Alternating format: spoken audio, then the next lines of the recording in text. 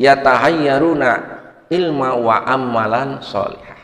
Jadi ilmu tentang ketauhidan la ilaha illallah Muhammadar Rasulullah itu harus menjadi sebuah ilmu yang dapat melahirkan amalan sholih. Bismillahirrahmanirrahim. Alhamdulillahi ni'amihi wa dhahirati wal batinati qadiman wa hadithan. Ashhadu an la ilaha illallah wahdahu la syarikalah wa ashhadu anna Muhammadan abduhu wa rasuluh, amma ba'd. Ya ayyuhal kiram rahimakumullah. Insyaallah kajian Ahad pagi ini kita akan membahas hal yang berkaitan dengan tauhid.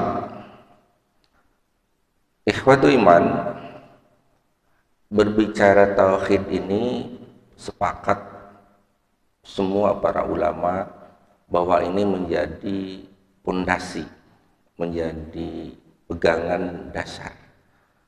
Dan kita ketahui bahwa para nabi dan para rasul kita itu semua berpegang kepada satu pangkal yang sama, yaitu tauhidullah, mengesahkan Allah, menempatkan keberadaan Allah Subhanahu wa taala sebagai satu-satunya zat yang berhak untuk dijadikan sandaran oleh semua makhluk.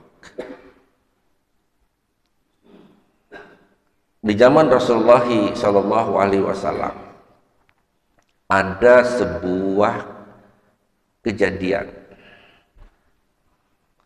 yang dirangkum dalam sebuah hadis yang diriwayatkan oleh Imam Muslim. Fa inna Allaha qad harama 'alan nar man qala la ilaha illallah yabtagi bidzalika wajhallahi. Fa inna Allaha, sesungguhnya Allah, qad harama 'alan nar, mengharamkan neraka bagi mereka man qala la ilaha illallah, yang mengucapkan la ilaha illallah, yabtagi bidzalika wajhallah, sembari berharap wajah Allah. Kata man qala la ilaha illallah adalah mencakup seorang yang dimana menyaksikan baik dengan panca inderanya dan juga dengan kolbunya bahwa sesungguhnya hanya Allah lah salah satu, atau hanya Allah lah satu-satunya begitu zat. Nah, dalam masalah ini kemudian ada satu kejadian yang menarik di zaman Rasulullah SAW. Jadi di zaman Rasulullah ada kejadian yang menarik. Satu hari ada seorang sahabat begitu yang kemudian ketika berkumpul dengan Rasulullah SAW, sahabat ini tidak hadir dalam sebuah majelis. Jadi di dalam sebuah riwayat yang panjang ada seorang sahabat yaitu yang bernama Ibnu Duhsun. Ibnu Duhsun ini seorang yang kemudian kalau sekarang disebut mu'alaf. Ibnu Duhsun ini disampaikan oleh Itban Ibnu Malik berkumpul kemudian bersama Nabi, dan di satu hari sering berkumpulnya beliau bersama Nabi sampai ketika disampaikan oleh Itban Ibnu Malik Kata Ibnu Malik, ya Rasulullah, aku mohon izin kepada engkau apabila terjadi hujan. Aku tidak bisa nih sholat biasa berjamaah ke masjid engkau karena jalan yang aku lalui itu banjir kena lembah, dan aku pun mengundang engkau ke rumahku supaya suatu hari nanti engkau bisa melihat bagaimana perjalanan dari masjid ke rumahku itu, yang kerak rumahku itu dengan sahabat yang lain akan dijadikan kalau sekarang musola lah gitu, tempat sholat kalau tidak bisa ke sana karena banjir. Kemudian Rasulullah dengan para sahabat pun yang lain datang undangan Ibnu Malik. Maka kemudian disampaikan ketika berkumpul di sana, nah ada seorang yang tadi sudah bersahadat itu, Ibnu Duhsun itu tidak hadir di rumahnya Itban Ibnu Malik. Kemudian di antara sahabat yang lain, faqal bertanya, menanyakan tentang aina Malik ibnu ad-Duhsun, kemana ini Ibnu Duhsun. Ini biasa kalau kita di jamaah Al-Hikmah, kalau ada jamaah yang hadir terus tiba-tiba tidak hadir akan ditanya, kemana pulang, kemana Ibnu Duhsun. Kemudian faqal, di antara para sahabat ada yang menjawab, ba'duhum dzalika. Jadi ini menyampaikan kata sahabat yang lain bahwa sesungguhnya dzalika munafiku, bahwa dia itu sudah menjadi orang munafik. Kata sahabat yang lain, la yuhibbullahu wa rasul, dan dia sekarang sudah tidak mencintai Allah dan Rasulnya lagi.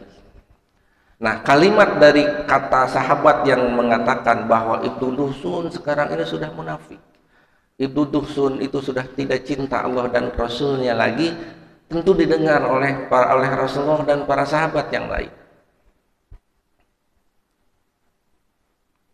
Maka Rasulullah SAW waktu itu langsung mengatakan, la taqul dalik, kata Rasulullah, hei antum jangan mengatakan seperti itu, kata Rasulullah. Jadi jangan mengatakan bahwa si fulan itu munafik, jangan berkata begitu.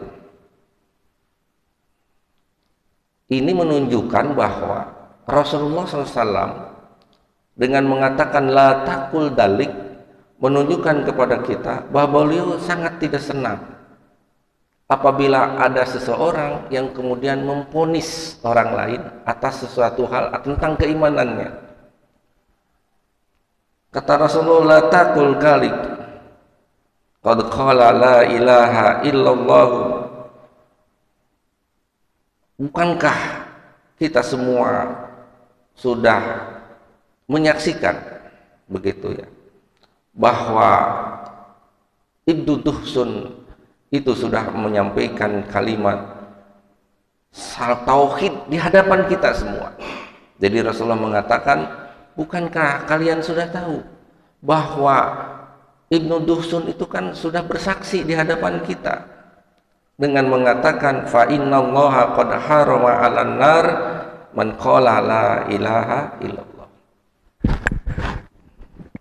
Perlu kalian ketahui bahwa Allah Subhanahu wa taala menyampaikan, barang siapa sesungguhnya Allah mengharamkan atas mereka neraka bagi mereka yang sudah mengatakan la ilaha illallah.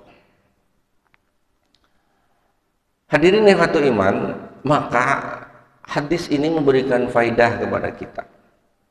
Yang pertama, Rasulullah SAW sangat tidak menyenangkan atau tidak menginginkan ajaran kita bermudah-mudahan memvonis seseorang atas keimanannya.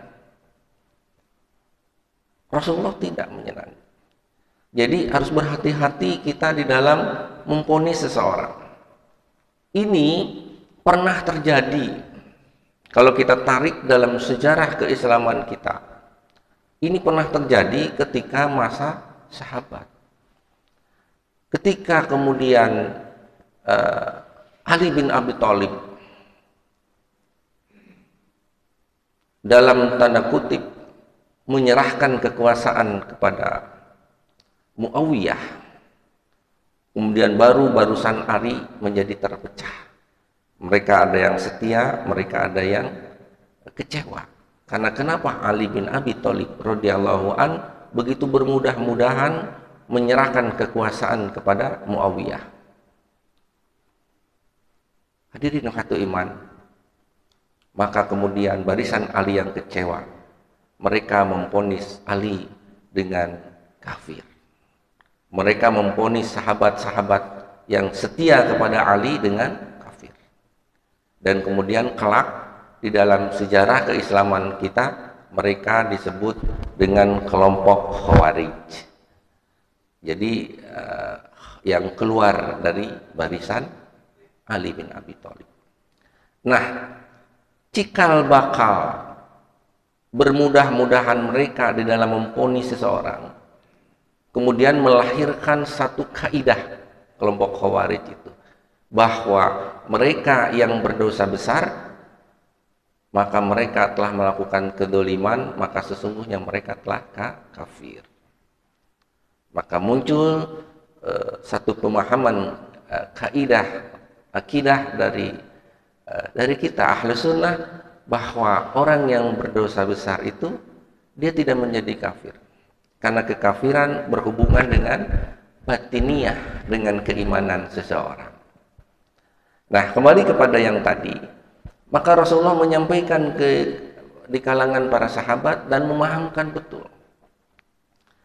Jangan sekali-kali kita pada hari ini bermudah-mudahan memvonis dohiriyah seseorang. Tidak ada satupun ayat yang secara jelas yang memberikan vonis bahwa dia telah kafir hanya karena dia melakukan sebuah dosa besar. Dan ini dilakukan oleh pendahulu kita di zaman Khawarij itu. Pelaku zina kafir, pencuri kafir, kemudian pemabuk kafir. Nah, ini adalah sesuatu di dalam masalah tauhid ini menjadi sesuatu yang sangat penting bagi kita. Ikhwatu iman, berbicara masalah tauhid, maka masalah tauhid ini tentu menjadi bagian keseharian kita. Para nabi dan para rasul sudah Allah siapkan sebagai sebuah sosok yang bagaimana Allah siapkan sebagai uswah. Jadi kalau kita ingin melihat bagaimana bertauhid yang benar, lihatlah para nabi. Nabi Ibrahim alaihissalam, beliau ketika dengan ketauhidan diutus oleh Allah ke satu negeri yang tentu negeri ini bukan negeri yang sudah bertauhid. Justru mereka atau Nabi Ibrahim diperintah oleh Allah untuk ngabeberes masalah tauhid. Ngabeberes. Mereka kebiasaan yang tadinya menyembah berhala, menyandarkan sesuatu kepada berhala, maka turun para nabi. Sehingga nabi yang diutus kepada satu negeri adalah betul-betul hamba-hamba Allah yang dipersiapkan sesuai dengan karakter dan kebutuhan di zamannya. Lihat saja karakter Nabi Allah Ibrahim. Nabi Ibrahim itu seorang bapak tauhid yang sungguh luar biasa. Beliau mampu menghadirkan sebuah ketegasan di dalam keimanan. Beliau ketegasan di dalam keimanan, bagaimana mampu membina dirinya, mampu membina istrinya, mampu membina anaknya. Jadi ini prototipe yang sungguh luar biasa yang Allah perlihatkan untuk kita. Dan ini harus menjadi panutan kita. Maka disebut sebagai Bapak Tauhid. Dan di dalam Al-Quran memang Nabiullah Ibrahim disebut juga sebagai uswah hasanah selain Nabiullah Muhammad SAW. Nah, kita tahu bahwa alhamdulillah jemaah haji kloter 15 ya, yang tergabung di kloter 15. Kalau jemaah kita yang di kloter 38 gelombang 2, mungkin di sini ada yang jemaahnya Al-Muhajirin, itu kalau tidak salah di gelombang kedua. Nanti tanggal berapa pulang? Tanggal 8 kalau tidak salah, 8 Julian. Alhamdulillah mereka sudah menyelesaikan semua rangkaian ibadah hajinya. Kita mendoakan agar jemaah haji kita menjadi haji yang mabrur ya. Haji yang mabrur. Nah, kalau kita lihat bahwa rangkaian ibadah haji itu tidak terlepas dengan rangkaian-rangkaian yang disebut dengan makna-makna tauhid. Hampir semua makna-makna tauhid. Kalaupun ada kemudian orang orientalis menyebutnya sebagai simbol, maka simbol-simbol itu juga simbol-simbol yang menunjukkan ketauhidan. Semua mengarah ke sana. Hadirin hati iman rahimakumullah. Maka faedah yang kedua, dengan tegas para ulama mengharamkan kita untuk bermudah mengkafirkan orang. Kan kalau kita begitu, ada kelihatan orang, kamu tidak sholat, tidak jumatan, kafir kamu, itu harus berhati-hati. Memang betul orang yang meninggalkan syariah, kewajiban-kewajiban yang ditetapkan untuk dirinya mukallaf, dia seperti sifat itu seperti orang yang tidak bertauhid.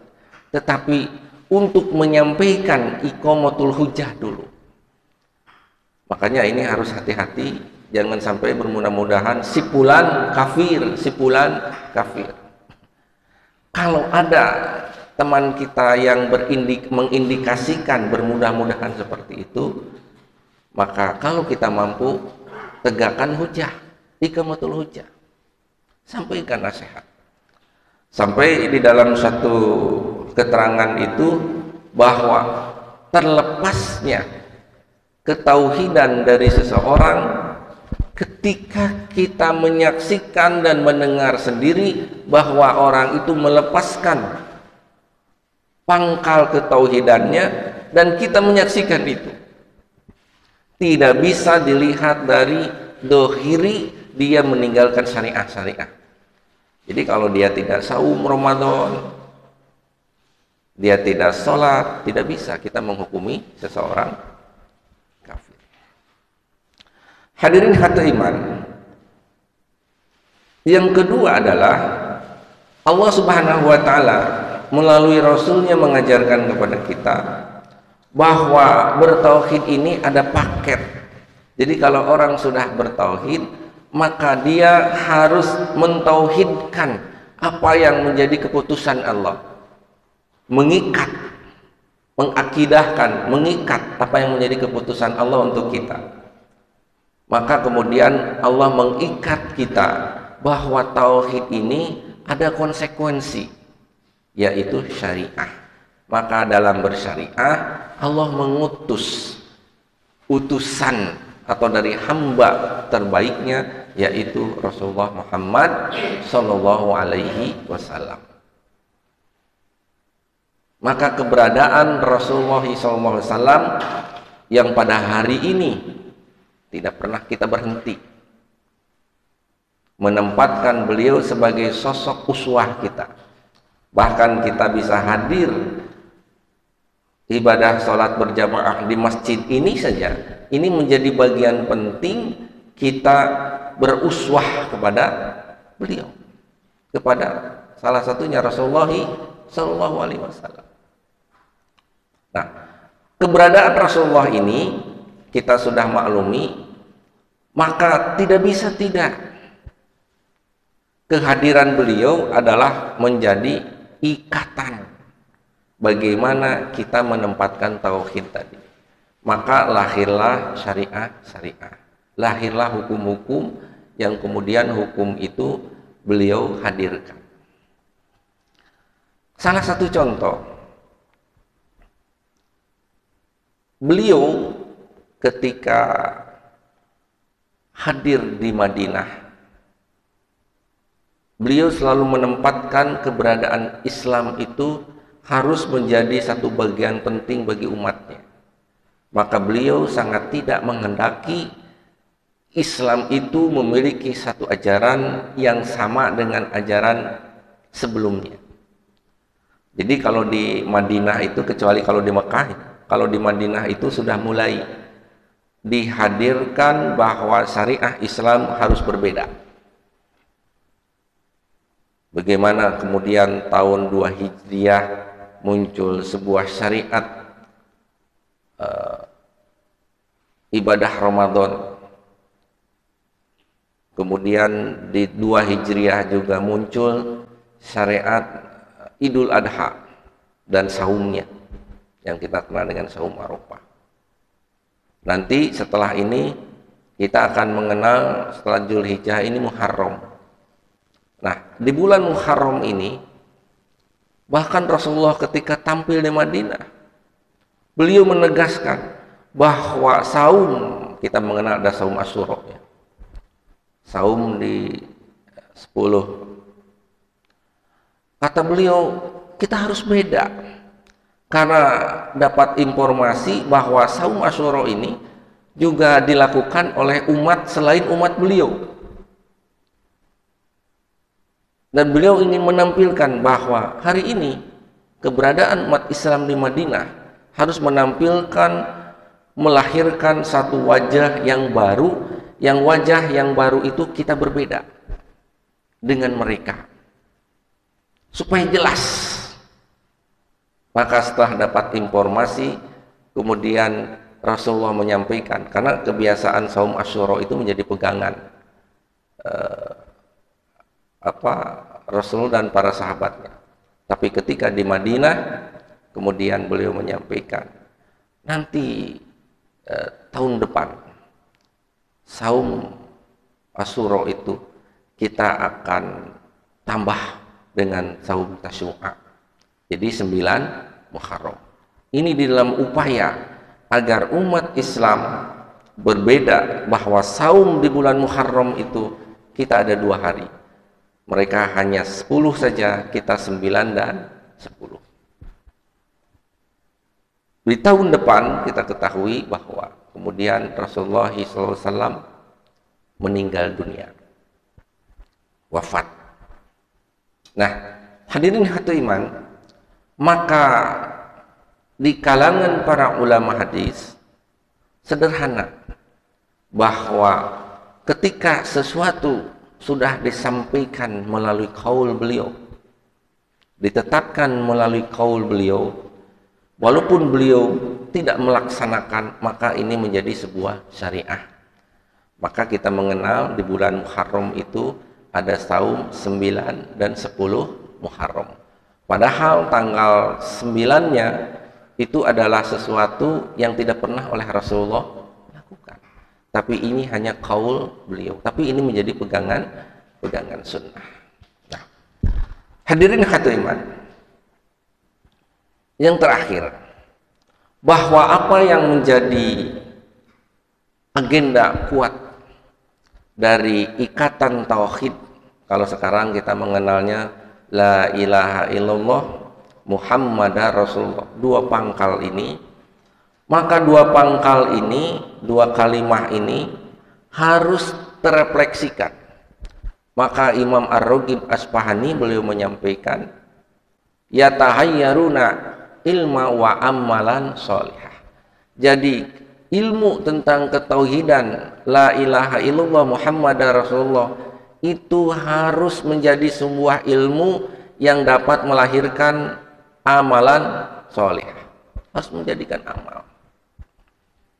Jadi ini bukan hanya sekedar ketetapan hati kita. Jadi kalau anak-anak kita waktu belajar, coba tauhid, la ilaha illallah Muhammadar Rasulullah, syahadatin, bagi 2 kalimat syahadat, hafal mereka. Tapi kemudian setelah balik tamyiz, mereka dituntut untuk amalan soleh. Wa yakununa, kemudian harus melahirkan uswatun hasanah. Nah ini dituntut bahwa dengan 2 pangkal ini kita dituntut untuk agar amal soleh ini adalah amal soleh yang refleksinya adalah merupakan dari apa yang Rasulullah siapkan itu, dari tauhid dan Muhammad Rasulullah. Maka uswah seorang Muhammad tidak bisa menjadi bagian penting pada hari ini. Maka semua komponen masyarakat di seluruh dunia pasti merujuk kepada bagaimana mereka mengejar keutamaan dalam apapun agar sesuai dengan perilakunya seorang Rasulullah Muhammad. Itu semua. Ya memang nanti akan terjadi khilaf, tapi intinya, semangatnya mereka bagaimana agar mampu sesuai dengan keberadaan sifat sikap Rasulullah SAW. Nah, hadirin hatu iman, keberadaan Rasulullah SAW, Allah pun melihat bahwa ada satu keharusan dari sifat itu yang terrefleksi dalam hubungan muamalah kita. Makanya keberadaan Rasulullah SAW bukan hanya sekedar beliau tampil sendiri sebagai top leader, kalau sekarang sebagai khalifah atau sebagai pemimpin agama, pemimpin negara, tapi beliau hadir sebagai sosok yang mendelegasikan dirinya sebagai sosok betul-betul ketika tumbuh di lingkungan masyarakat, beliau menampilkan sebagai sosok. Makanya kalau kita lihat dalam sirah, sebelum beliau diangkat menjadi nabi dan rasul, beliau itu sudah dipersiapkan oleh Allah. Dari mulai lahir, beliau dipersiapkan oleh Allah sebagai sosok yang tidak mendapatkan kasih sayang dari orang tua, artinya orang tua kandung. Beliau lahir saja, beliau tidak pernah melihat bapak kandung. Bahkan beliau dibesarkan oleh saudara-saudaranya. Diterpak beliau, dipersiapkan. Sebetulnya ini adalah sebuah konsepsi dasar hari ini, yang ini dijadi sebagai rujukan di dunia pendidikan pesantren. Jadi kalau anak ingin memiliki keunggulan, kemandirian, salah satunya masukkan ke salah satu pondok. Suruh di dalam waktu-waktu tertentu dia tidak bertemu dengan orang tuanya. Dan ini Nabi mengalami itu. Jadi pondok beliau itu berserta ibu dan lingkungannya, diterpak begitu. Baru ketika remaja Allah tampilkan sebuah sosok yang ada pada dirinya, dan di antara sosok itu adalah perilaku akhlakul karimah. Di antara sosok akhlak beliau yang selalu pertontonkan ketika beliau yang selalu dihina secara pribadi, beliau selalu menampilkan dengan kesabaran. Dan ketika kemudian satu hari ketika mulai tunjuk menjadi nabi dan rasul, Islam yang dihina, baru beliau menampilkan sebagai sosok pembela yang mati-matian. Hadirin hati iman, maka kesimpulannya bahwa tauhid yang sementara atau akidah yang selama ini selalu kita dengar, ini harus kita pegang, bukan hanya sekedar simpul keyakinan kita, tetapi di dalamnya akan menunjukkan kualitas amaliyah kita. Makin tinggi keimanan ketauhidan seseorang, maka akan semakin tinggi seharusnya bagaimana kualitas amal ibadah seseorang. Semakin tinggi ikatan akidah seseorang, maka harus semakin tinggi kualitas akhlakul karimah yang dia pertontonkan di masyarakat. Jadi sebetulnya kalau kita lihat secara dohirnya mudah. Kalau orang kemudian di masyarakat, di lingkungan masih suka merugikan orang lain, makin mungkin dalam saat itu ada nilai-nilai akidah, nilai-nilai ketauhidan dia yang juga berkurang. Tetapi ketika di satu waktu dia mampu memperlihatkan kualitas keunggulan di lingkungan masyarakat, maka saat itu dia sedang memperlihatkan kualitas ketauhidan dia di hadapan Allah. Hadirin hatu iman, mudah-mudahan Allah senantiasa memberikan kekuatan kepada kita, keistiqomahan di dalam bertauhid ini. La ilaha illallah Muhammadar Rasulullah. Mungkin itu saja kajian yang cukup singkat. Mudah-mudahan terus memberikan siraman rohani kepada kita semua. Ditutup dengan doa, Rabbana atina fid dunya hasanah wa fil akhirati hasanah wa qina adzabannar. Assalamualaikum warahmatullahi wabarakatuh.